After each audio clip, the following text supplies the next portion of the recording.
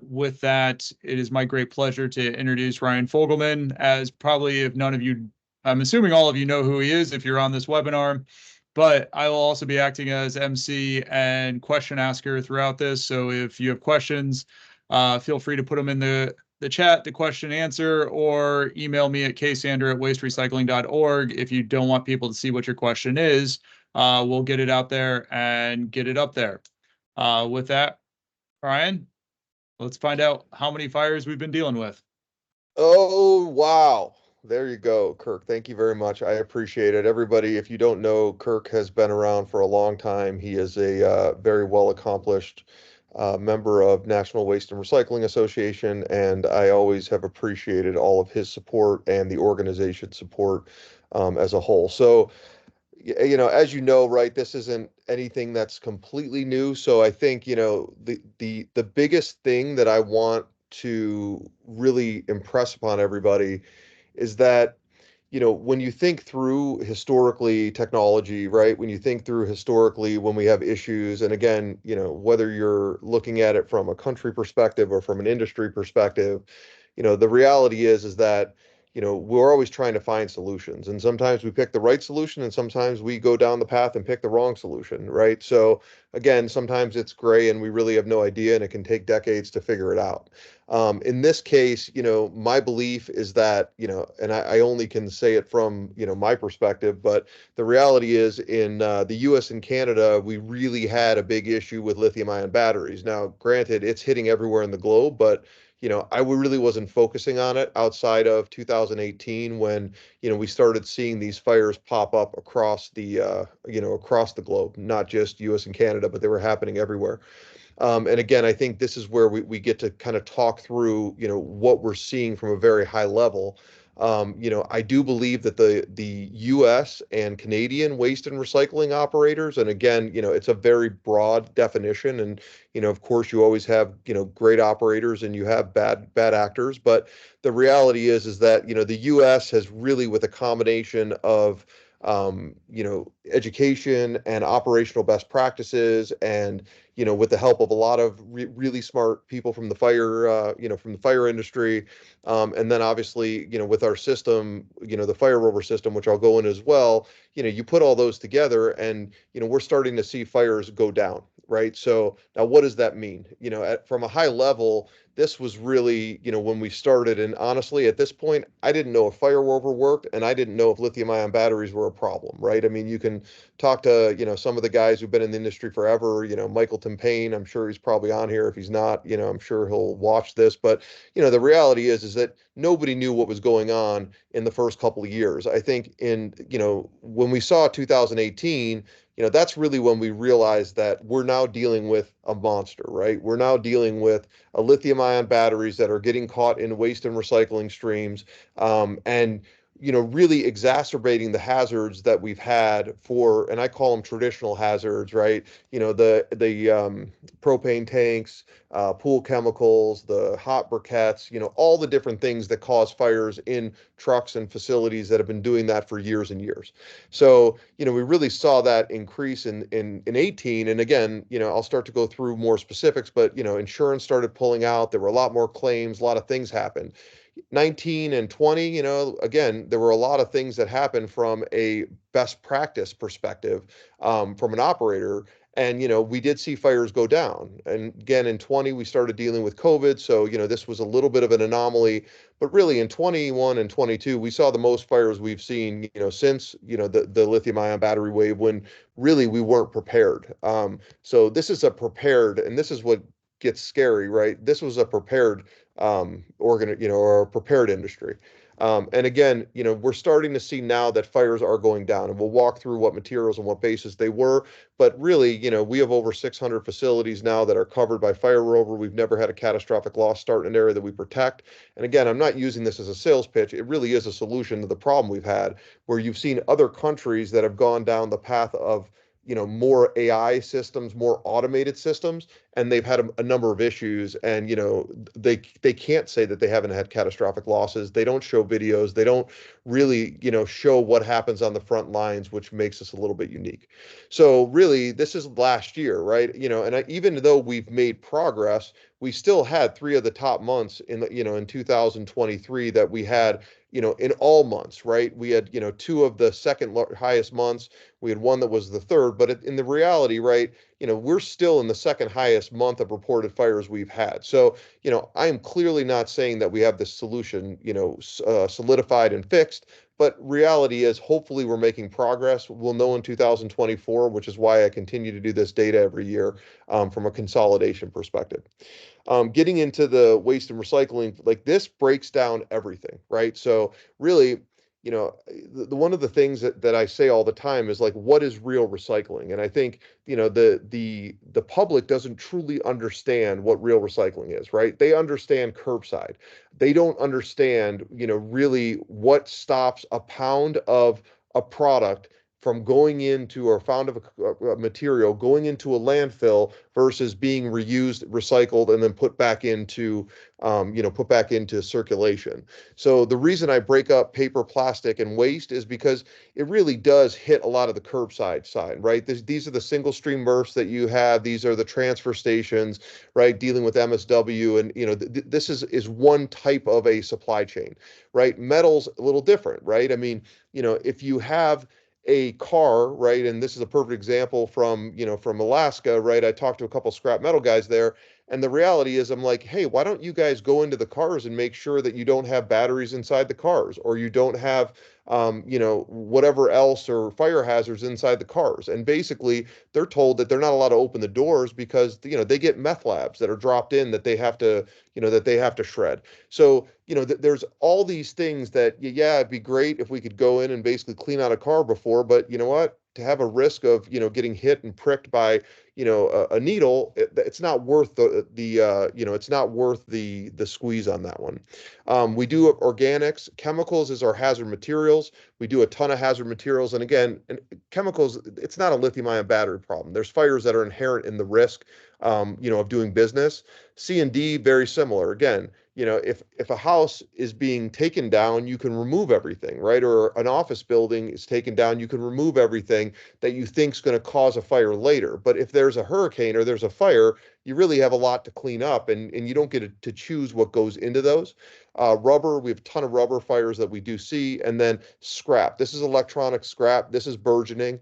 We had a facility in 2 years ago that actually burned down. It was a catastrophic loss.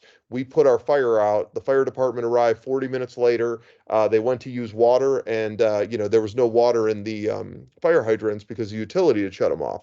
So again, we know that there's a fire, but the reality is it didn't start in an area that we protect. We just finished a facility for them that has 107 cameras, 57 nozzles, and a 250,000 gallon tank with an inductor of encapsulator agents. So again, we are managing those differently, and I'll show you those videos as well. When you look at it on a yearly basis, you're really fighting between the two big guys, right? Is it waste, plastic, and paper, or is it scrap?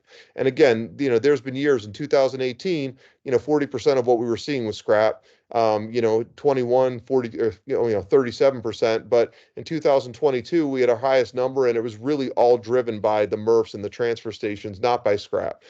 So again, there's things that we can learn, but the reality is that your major contributor is really going to be where we see the most of these personal electronics, personal storage. Again, we're not even talking about EVs yet, unless you're looking at the e-waste sector. So really, this is probably the most important piece of data that I share with insurance companies or clients.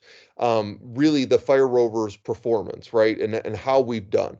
The thing that makes us different is that we look at every single piece of straw in a haystack, to find the needle, right? So we're looking and verifying and working with our clients to have good results.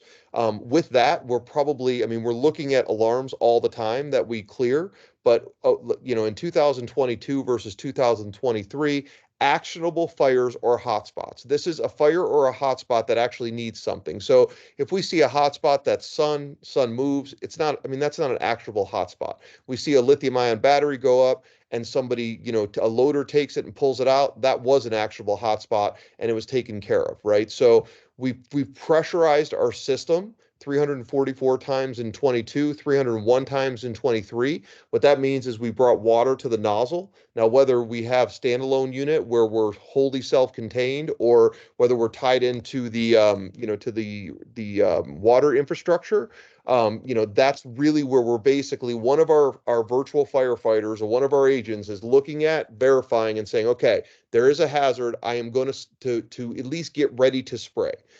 Now, spraying, because again, when our customers want to put fires out, when they do things, there's a lot of different things that can happen, and that's why our videos are so important to watch. But really, we activated 137 times, in 22, and 183 times total events. Dispatched the fire brigade 146 times, or fire department 146 times, 207 times.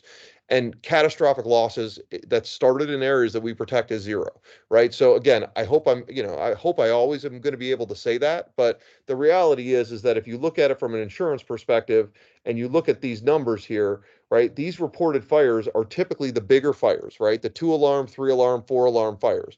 In 2000, or in 2023, one of these fires was one of ours that we saved. The fire happened outside. It made the newspaper, but we fixed that, right? But really, the idea is that all the rest did not have a fire rover system in them. And again, in 2022, we did have one catastrophic fire. So, the reality is, again, that was the one that, again, we put our fire out, fire department comes, you still had a catastrophic loss. So if you look at it from an insurance perspective or from self-insured, the reality is that this is really a risk mitigation tool, and that's really what it's used for. I mean, one of our biggest customers, they're self-insured, and they have over $3 billion worth of property, plant, and equipment that is insured by us. We're doing it at a fraction of what the premium would be from a normal, a normal insurance policy. So, a lot of our customers are self-insured. Obviously, medium and smaller ones, should be getting discounts for the, prescriptive basis and the risk mitigation from our solution. The reality is that, this I put out a couple years ago, but really with increasing contamination, we really are really trying to understand more fire incidences, but also have less reported fire incidences, but we have more saves, right? And again, yeah, I don't believe that fire rover, even though we're patented, I mean, at some point you're going to have other types of solutions out there that work, but the reality is that our goal is to know about more, but have less that have a catastrophic or, a major damages. If you look at this, what's causing the fires, and again, I could go into this for 3 hours, right? And this is meant as a very high level, a high level understanding of the 110 pages that I have in my report. But the reality is that traditional fire hazards have been causing fires forever. We all know batteries, and again, lithium batteries, lithium ion batteries, all the different types of batteries all have different effect on our waste and recycling streams. The biggest thing that I see is heat and dry environments, because the reality is that if you look at the numbers that we see every year, this is our monthly, and this summertime spike is not caused by batteries, right? The summertime spike is caused by heat and dryness. We see in Florida hot and dryness, so you actually see the fires are differently. They hit different during winter than versus summer during the rest of the country. So again, make that clear, right? Batteries are not causing all these fires. My belief and my opinion is about 50% of the fires are caused by a battery, personal electronic, personal storage, that type of thing, and the rest are caused by other types of hazards. And the other thing, inherent risks. Again, chemicals, hazard material. I mean, we have a ton of customers that have basically environmental processing and the recycling chemicals. There's an inherent risk of fire in a lot of what they do. Sparks and hot work, we see a ton of hot work fires, and we're working on building a hot works solution. I know, kind of like our landfill solution that we have that's on watch. But the reality is that you got to be very careful about permits, making sure you do pre-wet treatments when you're doing hot work, and making sure that you have the right fire watch in place, whether it's a person or whether it's automated, to ensure that you don't have embers that start fires. Arson, competitive and desperate operators, it happens, right? And staffing, right? So, I think a big part of what this is that, your staffing issues that we've seen in the last few years, which has driven to more robotics and automation, really stop you from having the spotters on the tip floor, really, slow down that type of effect. So, the reality is that, when you have the proper staffings, proper training, low turnover, it's going to be better than when you have the opposite. So most years I do state data, right? This year I did it completely different, right? So basically what I'm saying to you guys, and I know there's a lot of government agencies on here, right? The reality is that here's the state data, right? Like, and again, and that's meant to be like, here you go. Like, I don't know enough to go to each individual state and tell you whether they're doing good, bad, or ugly. And I've kind of come up with that conclusion. I think in California, we see more fires than Texas, but I believe that Texas is underreporting their fires. And again, that's just an opinion because, there's more space and, you're going to report more fires when, when you're closer to them or when they affect people and have hazards. So the reality is that once you look at this, what would you like to know? I know there's a lot of states that want to see state-specific data. And so, I've offered you the ability. I've also done all the provinces as well for Canada. Um, but really, I think that this is something that is a new way to look at how much we are, how a state's doing with regards to the amount of tons generated. And again, this you can walk through the analysis, but really the reality is that we used an assumption of the national pounds of solid waste generated per person, and then also the CD waste that was generated per person. We looked at the population, then we look at tons per year generated, right, which was actually created based on our two assumptions. We look at the amount of fires, right? So these are the fires that I put together. And then we look and we say, okay, of those 100,000, here's the ton estimated per formula. So, the reality is that if you're having more fires per 100,000, you're probably not doing as well. But again, these are very localized, right? So, again, why is Maine over Vermont? Somebody, everyone wants us to rank, and I've gone back the last, 6 years and redone the data since 2016. So if you have questions, I really want to look at this over the next year to see if it's providing the value that we think that it needs to. Now, with that, what are the consequences, right? And if you look at the number of fires is not important, right? Someone could tell you I have a million fires, but if there's no catastrophic losses, life's good, right? So the reality is I don't care about the numbers. I care about severity. And I also like if you look at the material recycling world, they did a survey in 2018 that 75% of the respondents said that fires caused the business to shut down for 1 day or more. Right. I look at all my customers, most of them are up and running within like minutes, seconds, or at most hours. Very rarely is it next day, but we do have those sometimes. But the reality Hey, is Brian. that, yes, Brian, or we got a sorry. quick question on since you're going so far into data based on what your clients do, where else are you getting your sources from? Is it open source Great, data? great question. Still, Great question. I mean, I probably jumped over that. being a being a BLS junkie, I mean, they're not tracking fires yet, but No, and I think it's good. So my data for reported fires was compiled using only news articles, right? These are not the fires that we see from a fire rover perspective. So these are the ones that I report. I believe these are about 6 times small. And again, I know NWRA has done a study, right, which had basically said that we have a number of catastrophic losses. EREF has done a number of studies. So Eunomia, and again, I'll get into some of those specific numbers, but the reality is that the publicly reported fires in US and Canada are coming from a media outlet, right? Not if someone calls me and says, hey, there was a fire here, I don't bring it up, right? So that's really the reported fires. These are our fires, right? These are client saves from Fire Rover, and I put those together to give total known fire incidences. Again, if you look at my numbers, they're extremely conservative. I try to be extremely conservative because the reality is that I'm not trying to scare anybody. I mean, like all you need to do is open the news and look at the New York Fire Department, and I mean the consequences that they're having, the deaths and all the different things that are happening from overcharging and undercharging and all the different issues. So the reality is what I'm trying to do is create a number. The reason I started doing this years ago was that really there was no data in 2016 when I started. And again, I probably jumped through all those because I assume, that a lot of people really understand that. But I mean, the reality is that, this is something that I need to explain better. So I appreciate that, Kirk.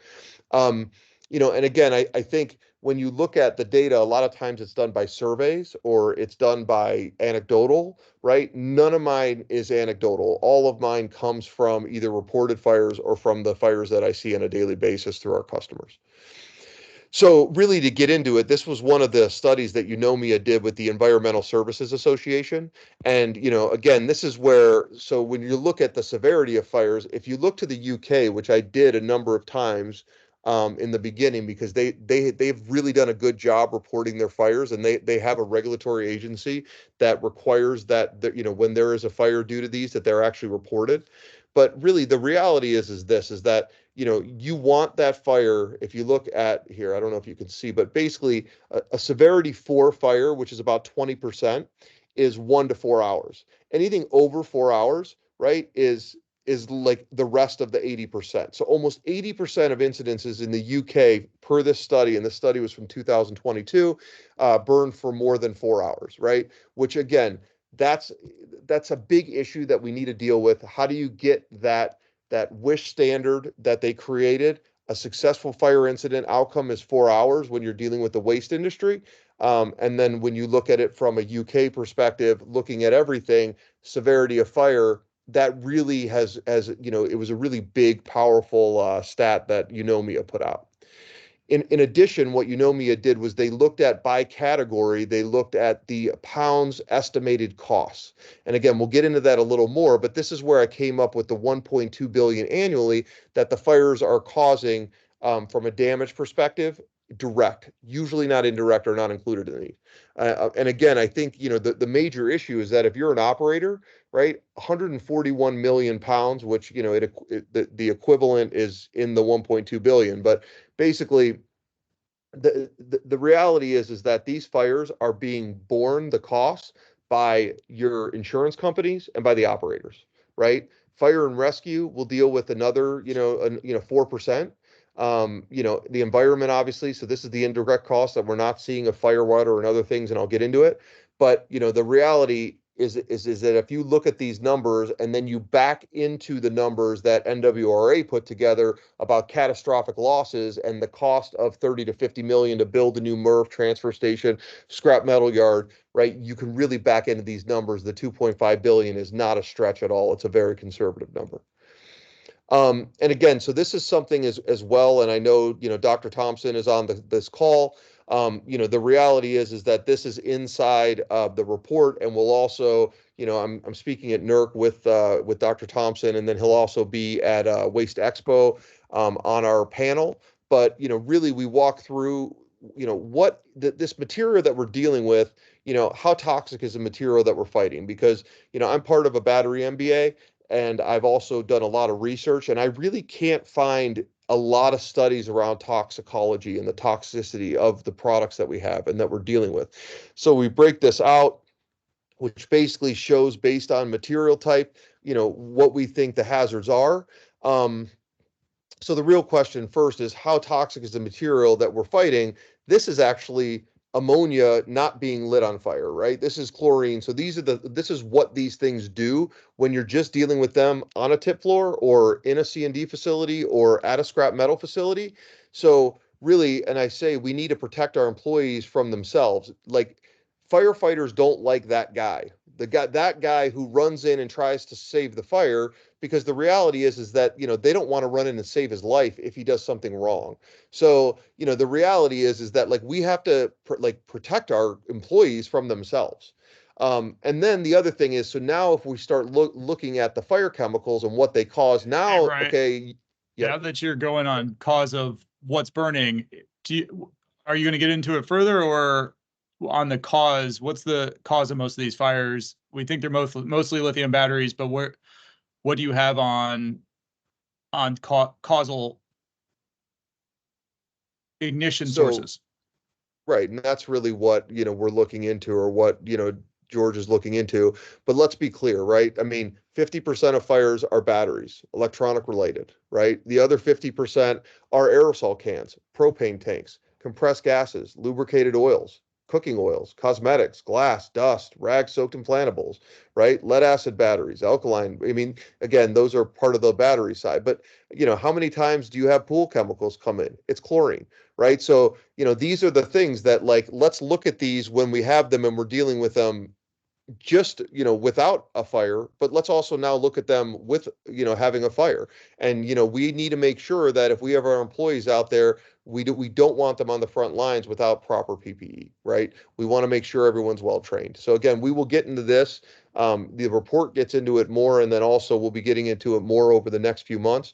And again, I do appreciate Dr. Thompson's help on these. And again, the goal is not to scare. The goal is to look at it and say, okay, if we're fighting the reality of the front lines, as Kirk, from the OSHA side of it, they're really turning fire brigade into emergency response from an OSHA perspective. Everybody's kind of looking at what are we doing with our employees and how are they, what are they expected to do and what are they not expected to do? And the only way we can understand what they should be doing and what they shouldn't be doing is all really depend on the types of materials that we're exposing them to, and the fire professionals as well. So and really, and, environmental and costs. we need Go ahead. Sorry. and we need OSHA to give a better line on where is firefighting and where is getting out safely. But that's one Hundred a whole percent. nother comment we can talk for hours on. Yeah, 100%. There's a lot of these things we could dig in for hours, right? And so that's where, I know this is cursory, and the report's 110 pages. Feel free to read it, and there's a lot of other information that I will, that I will provide. But definitely want to keep high level so we keep this moving. All right. So the other things, the environmental costs. So like, what is fire water? And the reality is like, this is a case right here. Where this was a scrap metal facility. It used over 1 million gallons of water, right? So if you use too much fire or water, that really is. It requires proper disposal. It's highly polluted material. It contains dissolved and particle materials from combustion processes. So, I mean, this was supposed to be a video of the fire, but the reality is that there's example after example of these, and I've done a number of articles on. The goal is to use the least amount of water and environmentally friendly suppressions as we can.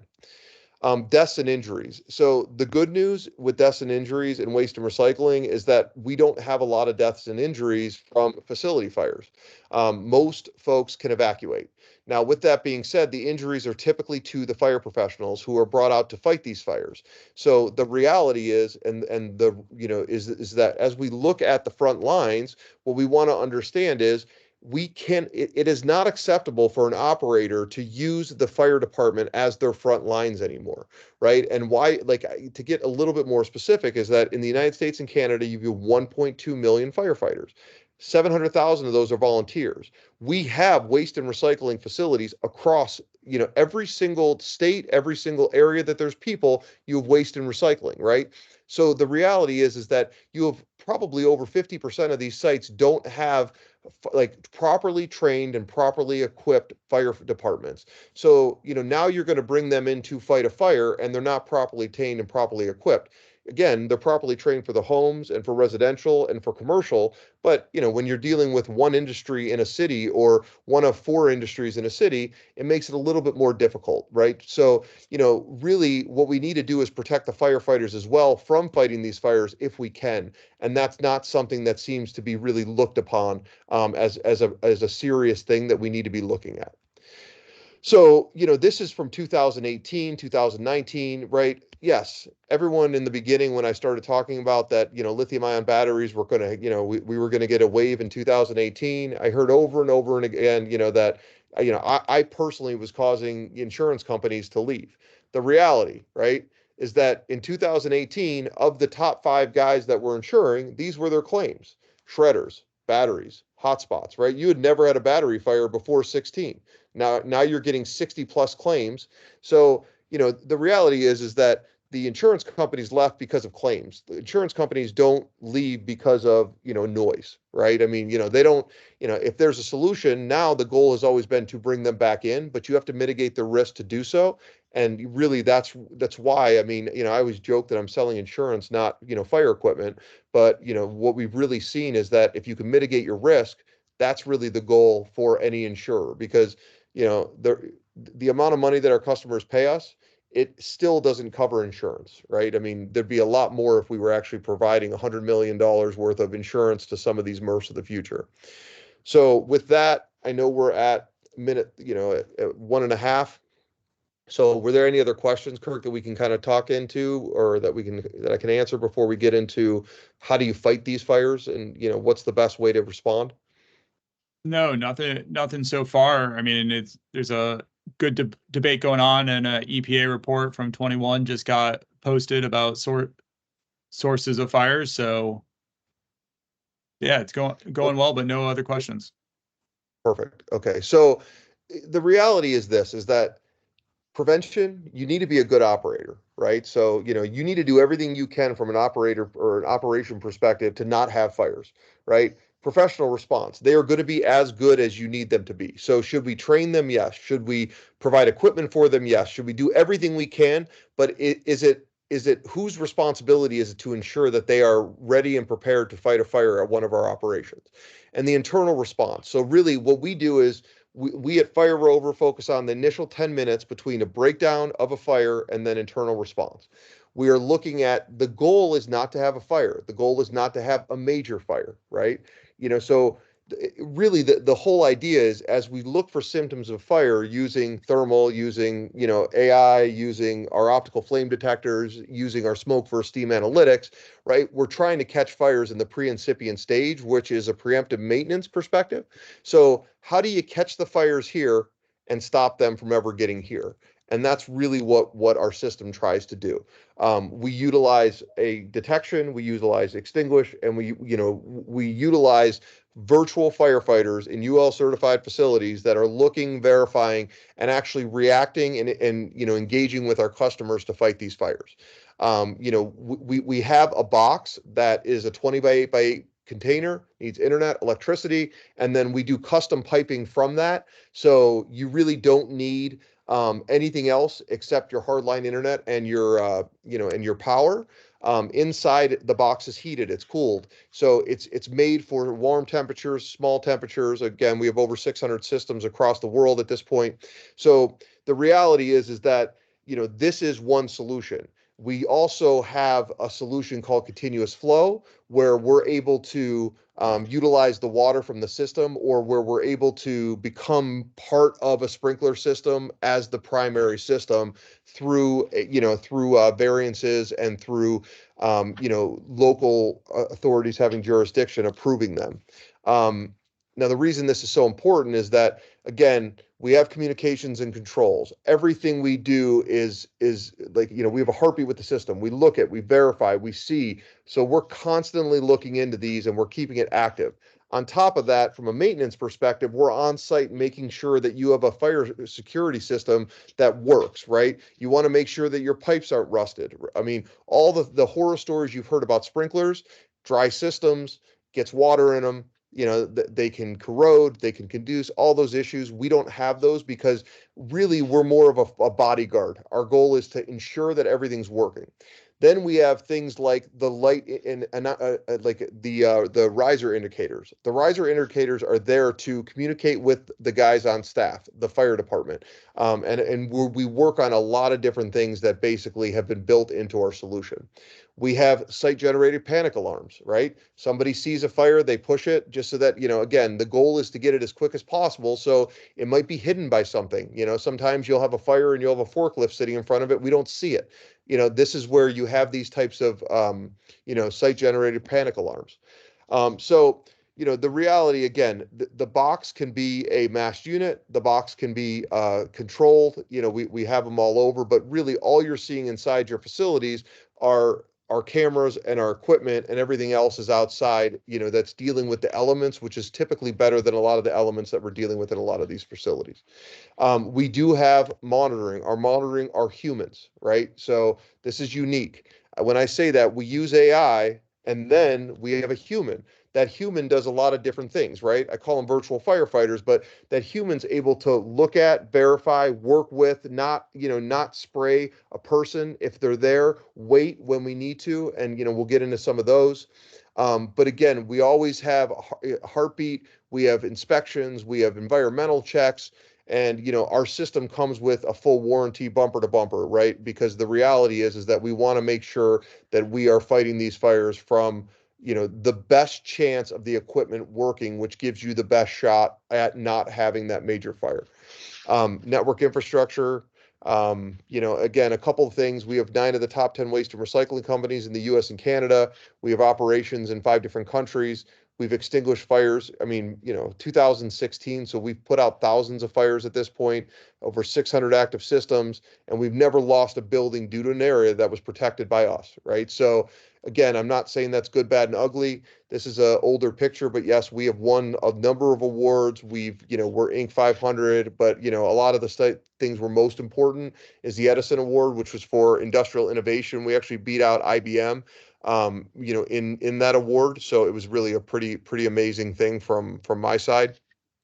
And again, if you look at it from a fire engineering perspective, really Fire Rover is a smart monitor. That's what we've been classified from FM, and we are going down the path of FM certification currently. Hopefully, that we'll have that sometime this year. But really, most of our equipment is UL and FM certified equipment. We make our own fire panels, which is probably going to be the biggest thing that having an FM facility will help us.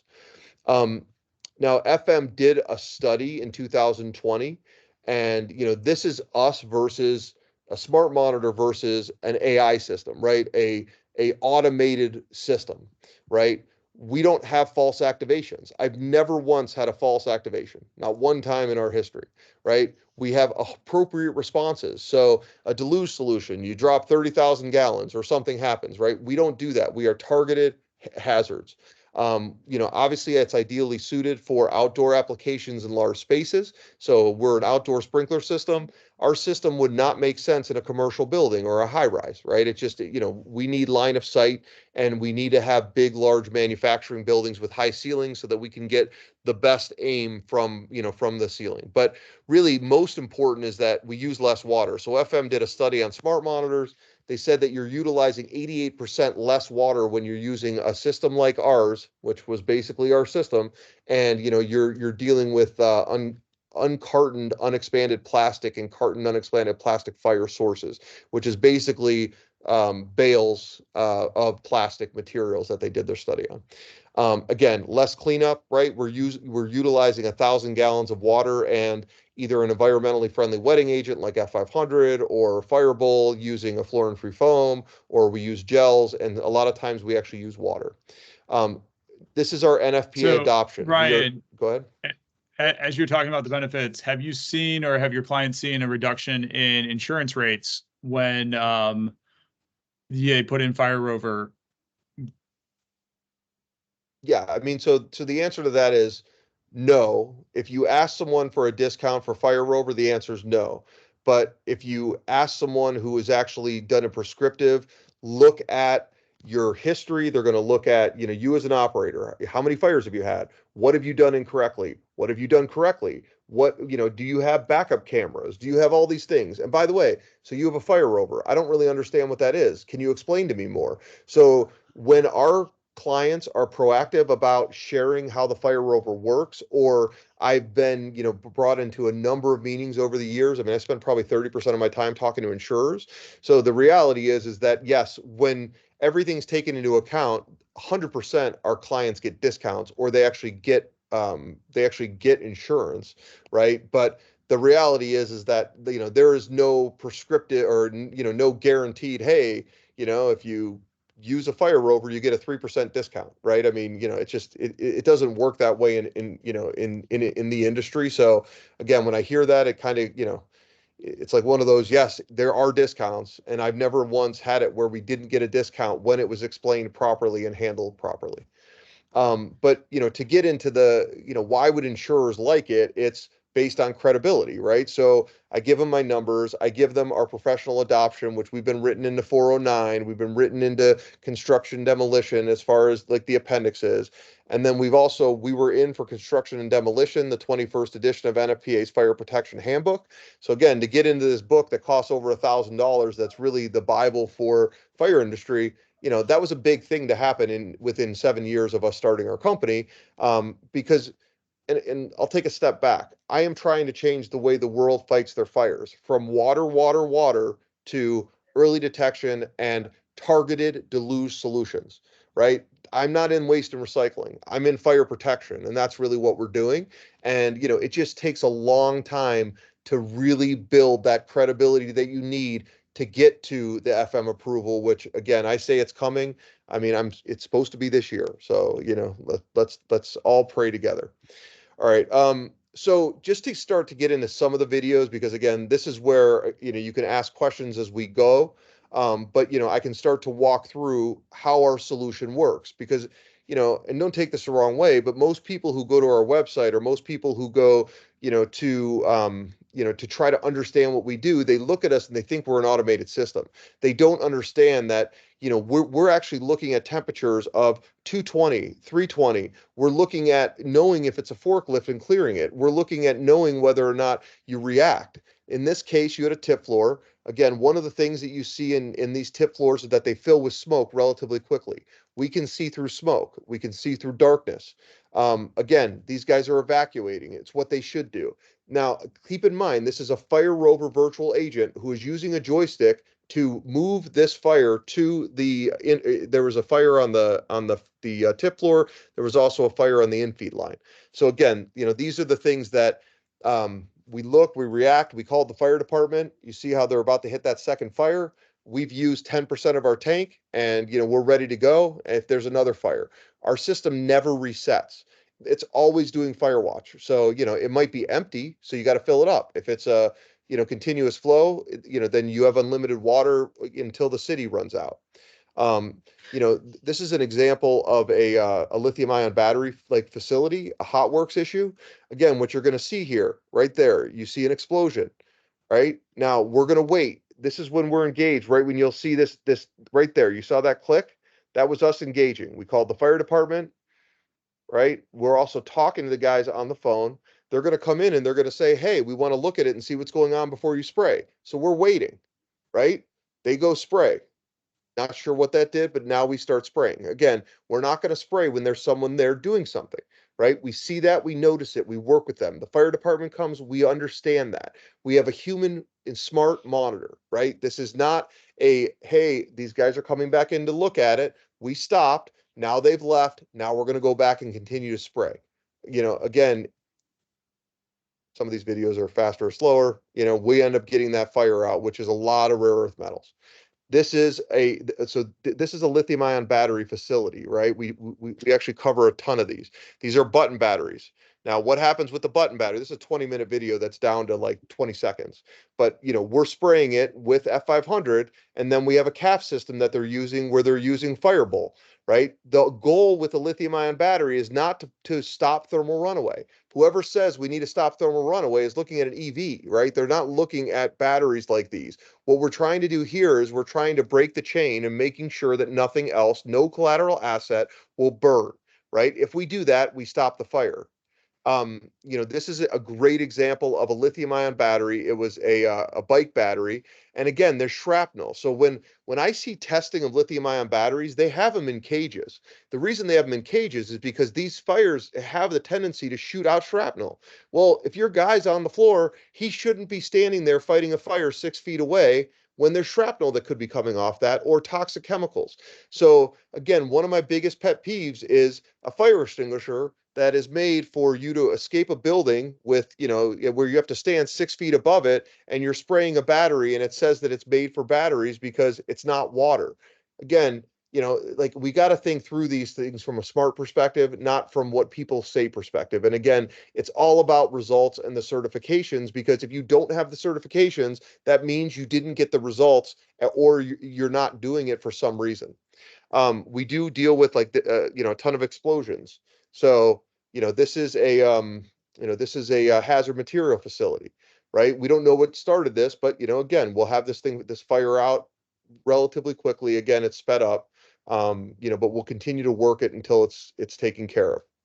Um, there's a couple others. So this is our continuous flow. This is a waste to energy facility, so they have unlimited water. And again, what's nice is that like this one will shoot about 220 feet. It can do a fog spray. It can do a spray nozzle. And this was the facility that I was talking about, the recycling facility that we did before. Um, Now, what you're going to see is like we actually have two fire rovers behind here with gel cap systems to ensure that the smoke doesn't come out of the furnace, right? So you're going to see that literally what they're going to do is use the grapple and put it in. So I'm going to give you an event here. So this is a great example. The goal is not to hit the grapple. That's what we know as our virtual firefighters know, not to hit the grapple. So what you're going to see is the grapple goes down. We see a fire. We engage, but we're not shooting yet.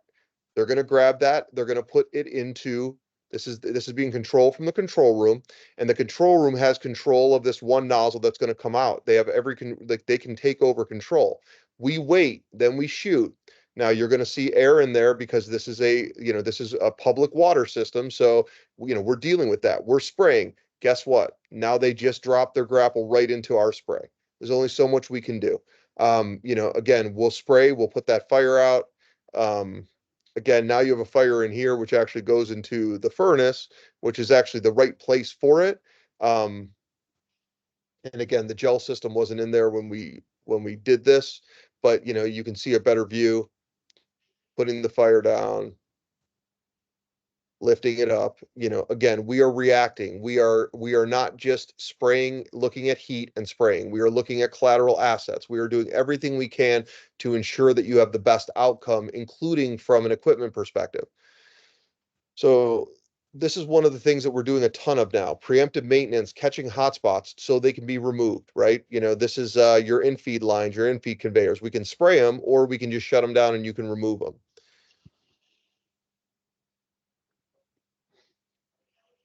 This is a continuous flow. So this was actually a large accelerant.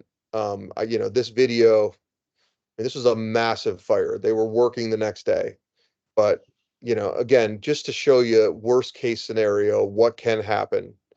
And we are actually we're dealing with three different nozzles, spraying with three different virtual firefighters. And sometimes this is what happens, right? Sometimes you get these materials that are so the accelerants, that you don't know what's inside this material, right? And again, Kurt, you'd asked that question before, but it's like, you don't know what we're getting in a lot of these facilities, right? I mean, you really have no idea. Again, we'll have this fire out. I mean, this was a 20-minute video. This is another example. Everyone says have the loader go grab out, whatever's in the pile. But when you're dealing with a deep-seated fire, the last thing you're supposed to do is go add oxygen to the pile. So what you're going to see here is, they should have backed out and let us pre-wet, pull away, pre-wet, pull away. Instead, they go directly in. This is a construction and demolition facility in the US. They go in and, again, there's an accelerant. We believe it's wood chips. We don't know what the accelerant was. Um, but now you see this fire gets really bad really quick, right? We call the fire department, and then we start spraying. The sprinkler system in here never went off. You're also going to see someone, watch, this is an employee. This is the guy that you're going to say is I'm the hero. He's going to come in here and he's going to use a fire extinguisher. Guess what? Watch this. There it is. You see that? He didn't even hit the pile. He shouldn't have been in there in the first place. He didn't really have any effect on it. But the fire department, they don't want him in there, nor do you as an employer. So again, we're going to keep going at this. We'll have this fire out. The fire department's there. They're cleaning it up and everything's good. So, I think that's really kind of important. So are there any questions so far? Or am I just Not so far. I mean, just thoroughly a little amazed? debate little bit of a debate on MRFs that put in a fire rover but don't see their insurance rates go down. But I'd also say keeping them steady is a win too. Well, and again, whoever is saying that they've had a fire rover system in and their insurance rates didn't go down, I didn't fight it for them. So, and again, when I say that, fight meaning educate the insurance company. We always say before you're going to put the equipment in, you want to sit down with your insurance company, have a concerted discussion about risk mitigation. Um, this is most of what we do, right? A lot of small fire, spray it, right? You see a lithium ion battery, they come over because they know we spray, it's done. Um, again, a lot of things that I hear, hey, I mean, that we see about 75% of our fires during the day. A lot of people are like, well, yeah, we have our employees there during the day. Well, I have example after example of where, the loader's on the other side of the pile and, we're able to spray this. This is the box. We're spraying it. He's continuing to do his work, had no idea it exists, put it out. And, like, again, just because there's a fire doesn't mean someone's going to see it or they're out to lunch or they're not there. Um, Real quickly, Ryan, the 1.2 billion in damages, was that just property or did that also account environmental and human health impacts? so it includes environmental at like 7% based on Eunomia's numbers. This is a good example that I like to show just based on the difference between a foam and how you deal with a deep-seated fire, right? So this was actually real time. This video was 4.5 minutes. We called the fire department. They arrived 12 minutes later. But one of the things you're going to see that's really important is that we're actually spraying the building, right? This is rubber. We're going to spray it and try to get it to a point where it's taken care of, but you don't want to start adding oxygen to it. But what you do want to do is protect your collateral assets, right? So now if an ember comes onto the building, that building's protected. And again, you'll see all the way through, black will start turning to white. We get it under control and then it's insulated. And then our customer comes in and starts to remove it. And that's when we realize exactly where the fire is and how deep it was. In this case, it wasn't that deep. It just looked bad. Um, I have a lot of videos, so I'm going to kind of move through these relatively quickly. Sprinkler replacement, again, this is, one of the things where, you say, if I have 150 facilities in the US and Canada that we have a variance of fire rover as the primary system or the fire rover as partial primary for manufacturing or industrial facility. So what we need to do to get these is the fire engineers will write if the code is requiring X, then this is what we require as to perform as good or better than. And as long as we meet code and as long as we beat or exceed code, I should say, then we can get a variance. We just got a C&D facility in California, fire rover as the primary in lieu of any other sprinkler system. So if I'm getting them in California, I've gotten them in Michigan, I've gotten them in probably 20 states at this point. So once you have this and you go to an insurance company and say, you're going to tell me that you're not going to say we have a risk or a mitigation of risk, but clearly the AHJ is saying that. So there's a lot of things that we can do to help educate the insurance companies. And if not, there are other insurers out there that maybe your insurance company needs to be replaced. I mean, it's one of those things. This is our on watch. This is for landfills or for moving piles. It sits about 350 feet in front of your landfill. Look at, verify if there's a fire, and we let them know. They come back, usually put cover over it, and it's taken care of. The major landfill fires are typically when they've had 72 hours during a break to germinate. We also do fire towers, right? So, basically a manual water tower versus us, right? You see all the potential for hazards and damage. This is a human being, right? Is basically you still have the same power, but you actually have someone doing this remotely. We do a ton of these for outdoors for commodities and for baled commodities, plastic, paper. We're doing one in another country that's going to be, pressurized tanks. So, this is actually the facility that I was telling you about, the largest recycler of batteries in the country. This is the system with 106 cameras, 57 nozzles. It's definitely our biggest. I mean, we have a few with over 50 nozzles, or with over 50 cameras detection zones. Um, Again, I can actually also show this side of it. We can play them at the same time. Your videos in stereo. How do you like that, Kirk? All right.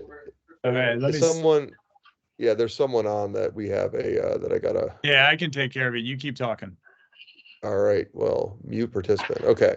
Either way. So, again, that's really most of everything we do. Now, this is something I'm real excited. I was telling you about 409, and I'm telling you I'm in the fire protection business. So the reality is we can now, instead of dropping a 30,000 gallons of foam into one of these facilities, right? You have a targeted deluge solution, right? I mean, so I haven't done one yet. I'm waiting to do one. I hope someone on this call has a hanger that they want a guinea pig. But I mean, the reality, I can do a targeted deluge solution.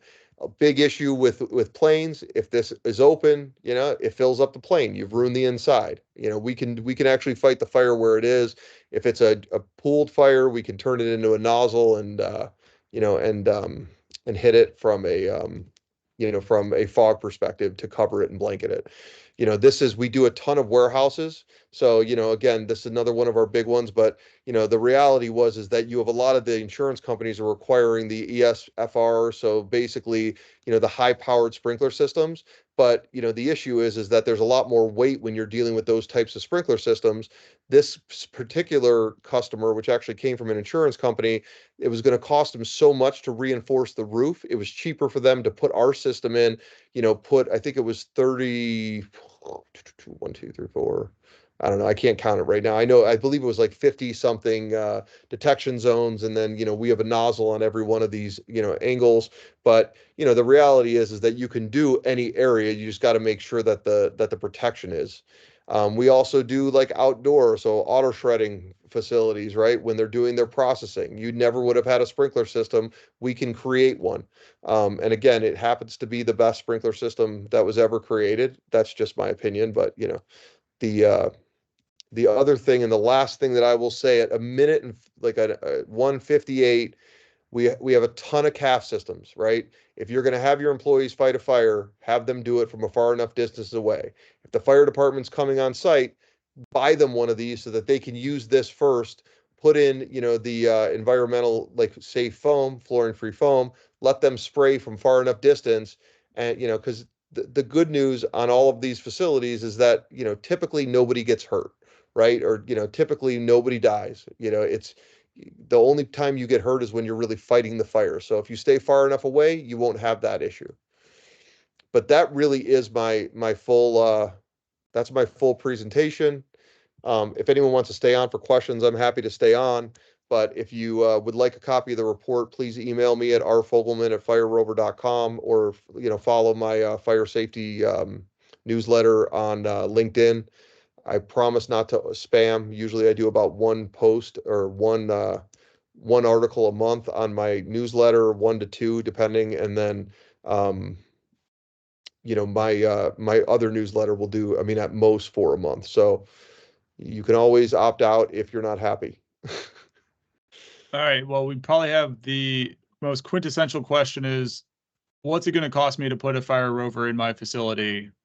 And other than the answer depends based on size and coverage, what are you looking what what's your answer for that, Ryan? So we can do a 280 foot by 140 foot tip floor for less than 150 grand and for less than a third the cost of an employee, all in. So, again, like if you're going to cover 4 different areas, if you're, I mean, and the highest, they can be millions, of course, right? Just like any sprinkler system is. The reality is that it's not that it's not affordable. Most folks believe that it's expensive because there's a subscription fee. The reason we do a subscription fee, and again, it's a monthly maintenance, monitoring, and warranty. About 25% of that is our monitoring, which is very active monitoring. 25% is maintenance, on-site remote. We look at and make sure that our cameras can see every single day.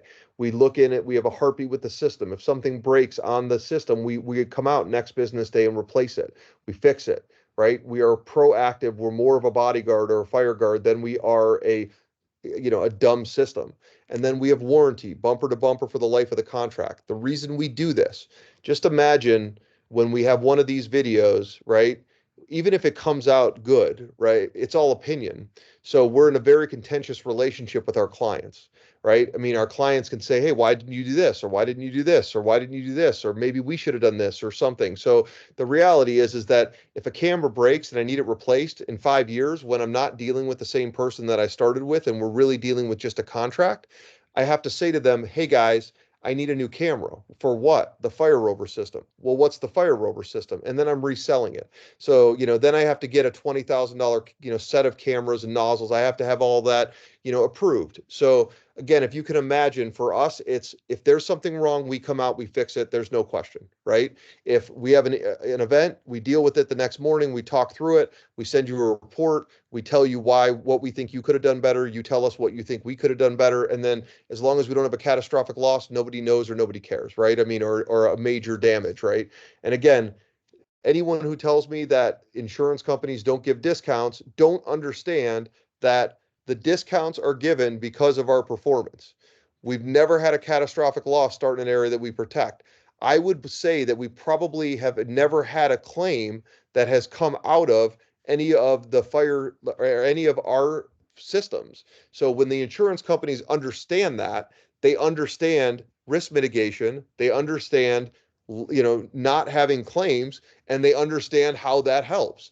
So if you're dealing with a $150,000 system that costs to put in and $30,000 a year, right? Well, are they going to give you a discount? They should. Are they going to protect you? They should, right? I mean, there's all these things that we're dealing with, but the reality is that like having our system is better than not having our system. And what are you looking at per monthly subscription fees? I mean, they start at, something like that on watch system. It's a $70,000, machine. It's 1,200 a month or 950 a month. But again, we're looking, at if we do a fire rover box, 280 feet by 100, 280 feet by 140 feet, you're looking at about 30 grand a year. That includes your full maintenance, your full monitoring, full warranty, and then every additional box is half the cost in the monthly. So again, it starts off easy, but it could get pretty complex relatively quickly depending on how many cameras, nozzles. If you just do thermal only, if there's a lot of things that go into it. But the fact is that most tip floors, right? I mean, as long as there's line of sight, you can do for um, you know two nozzles or four cameras on a box, right? Which even that's 180 grand. So and probably 36 grand a year. So, we do understand that it's a commitment and we appreciate that from our customers. But the reality is that, at 4 in the morning when you were, nervous that you're having a fire, we're dealing with it. Right. So again, that's not the full benefit. The full benefit is no fire watch, your risk mitigation, like all the different things that can justify that ROI. But the reality is that we do not nickel and dime our customers. You never pay for anything besides if we have to refill the tank, it's $1,000 because you got to put you have to pay for nitrogen and you have to pay for the water and the encapsulator agent or the fluorine-free foam that we use. Which again, if some customers I never use it, some customers we might drain a tank once a month. So it really just depends on the customer how much they're going to pay for those variable costs. And maybe this is just my own ignorance. I mean, is it sort of like my car where I have to get the oil changed every 5,000 miles? So every 5 years you got to drain the tank anyways, or have you not We hit that do it. mark yet? No, we've hit it. I mean, we've been around almost 9 years at this point. So, no, I know. I mean, I'm just, yes, we have definitely hit it, and that's why I only share the last 2 years of data because, again, we didn't really understand truly what information was wanted to be seen by the insurance companies, which is why the last 2 years we've ensured that we've collected the data correctly. But to answer your question, yes, we do all maintenance, monitoring, and warranty. You, as a customer, do not have to learn anything except what the colors of our lights mean and what happens when you hear something. Evacuate or if you're going to deal with it, and again, we're not telling you not to deal with your own fires. We don't tell you how to run your operations. You guys do that on your own.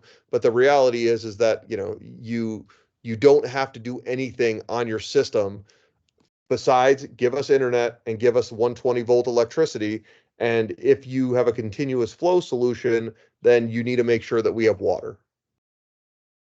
All right. I just want to remind everybody to put your questions in the chat or in the Q&A so we can address those. It makes it a lot easier. With that, also, while waiting on any other questions, Brian, I'm going to do a selfless plug that the safety symposium for NWRA at Waste Expo is going to be Wednesday morning from 8:30 to noonish. And the reason I say noonish is we are working on doing a fire extinguisher / fire training outside, and hopefully we'll get all the permits to actually light something on fire in the parking lot. So for all of you who've attended the safety symposium before and thought it was really boring, I am trying to take it up a couple notches and maybe even to 11. So hope to see you there. Ryan's going to be very involved in the planning and the execution of it. So Well, yeah, and I mean, um, we say hopefully we've been trying to bring a fire rover out and spray fires in Las Vegas parking lot of their convention center for 9 years now. We have not had the power to do that. I believe that Kirk can get the power to do that. We are bringing out the enforcer units that will be giving away in an EREF auction. So shameless plug for EREF. So we will, we'll allow you to test the unit that you're going to be bidding on. And hopefully we'll have a couple different units out there and we'll train everybody on how to fight a fire from the proper distance, which is, the most important thing, right? I mean, unless you have an aerator, you shouldn't be breathing any of these fumes in. Dr. Thompson will be there speaking as well. Hello, Dr. Thompson.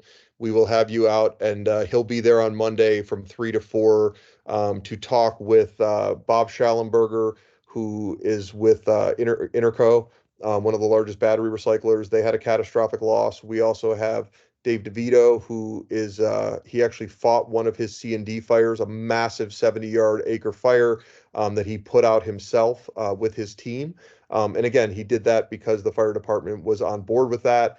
So they were trained like a fire brigade. It was enough of a time ago that it's important, but he probably wouldn't do the same today. But I'll make sure to ask him that question when we're on the panel. And then also we have Scott Ledford, who unfortunately he had his C&D facility burned down from allegedly a battery manufacturer, and I say allegedly because there's a lot of lawsuits that go around it, but a battery manufacturer accidentally or indeliberately or allegedly deliberately um, you know, basically sent those to his facility and it burned down his entire facility. They used million gallons of water. They actually had a crater go down inside, or outside where they were burning this fire. It burned for 4 days. It was plastic and batteries, and it was insane. So, I think we have a really good panel this year, and I would love to have everybody there as well. yes, So, go ahead. Randall, yes, we can get you out the information on these events that are coming up. Waste Expo, uh, the Waste Expo website has all of those, and I can put that in the chat. Yeah, I would also, if you haven't, this is my annual report. So what I'm going to do is I'll put this in the chat as well.